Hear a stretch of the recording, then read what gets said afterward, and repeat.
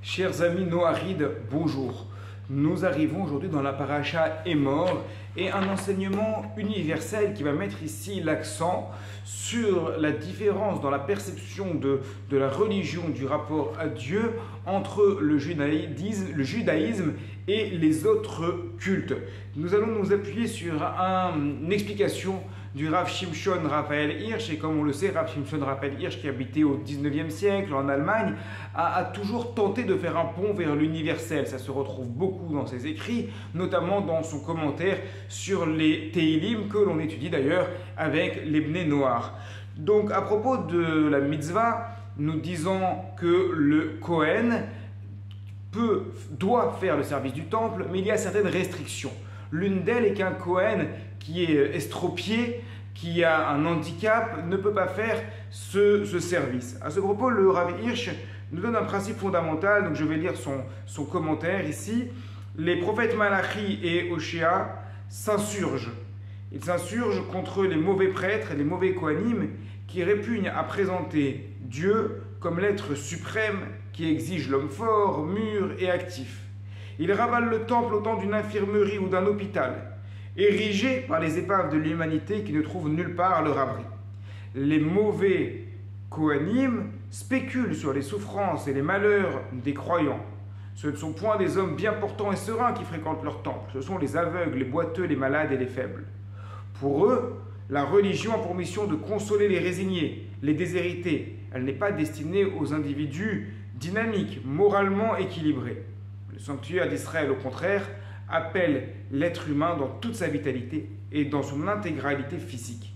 Et il offre en retour une vie intense, d'où la mort et la souffrance sont écartées. C'est pourquoi, nous dit le Rav Shimshon Raphaël Hirsch, les Kohanim d'Israël, les prêtres d'Israël, doivent se présenter à l'autel du Seigneur sans vice ni défaut. Et de la même manière, les sacrifices qui sont apportés au temple, les korbanot, sont soumises à la même loi.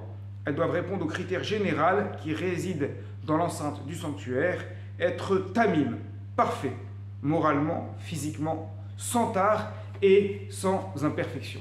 On voit de ce commentaire magistral du Rav Shimshon Raphaël Hirsch que la Torah, le culte de manière générale dans le judaïsme, n'est pas là pour répondre aux problèmes psychologiques ou psychiatriques des uns et des autres. Le culte, le rapport à Dieu, n'est pas là pour des personnes qui auraient un mal-être et qui chercheraient à guérir leur mal-être. On ne va pas servir Dieu parce qu'on se sent mieux comme ça. On va servir Dieu parce qu'on comprend qu'il est important pour un homme sur terre de servir Dieu. Et c'est là une différence fondamentale. Je ne sers pas Dieu pour moi, je sers Dieu parce que j'ai une mission, parce que j'ai une obligation de servir Dieu. Alors, le judaïsme n'est pas l'opium du peuple.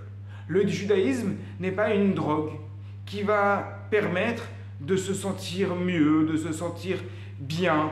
Ce n'est pas du développement personnel. Ce n'est pas une mode qui va nous permettre de pouvoir atteindre l'épanouissement. Non. Et cela, on le montre justement par cette obligation que les Kohanim, que les prêtres, soient des gens qui sont en parfaite santé, pour bien montrer à tous ceux qui viennent au temple de Jérusalem pour apporter leurs sacrifices. Regardez qui sont ceux qui offrent les sacrifices. Ce ne sont pas des malades, ce ne sont pas des déshérités, ce sont des personnes vigoureuses, dans la force de l'âge, des personnes qui travaillent, des personnes qui sont actifs, parce que la Torah concerne les actifs. Aller à la synagogue, par exemple, pour les juifs, un juif ne doit pas dire « j'irai à la synagogue quand je serai à la retraite parce que j'aurai le temps ». Non, la synagogue, il faut se dire « je suis actif, ça fait partie de ma vie de tous les jours ». Alors si certaines religions ont essayé de recruter des fidèles en insistant sur le malheur des uns et des autres, vous n'êtes pas bien, et d'ailleurs c'est le fonctionnement des sectes qui vont chercher les personnes les plus faibles d'esprit psychologiquement parlant. La Torah, c'est tout autre chose.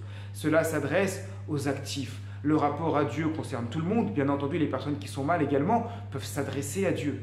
Mais le service de Dieu concerne tout le monde, tous les actifs, tous les gens bien portants, physiquement et moralement. Tous et toutes louent ensemble à Kadosh Baruch Hu. Shabbat Shalom à toutes et à tous.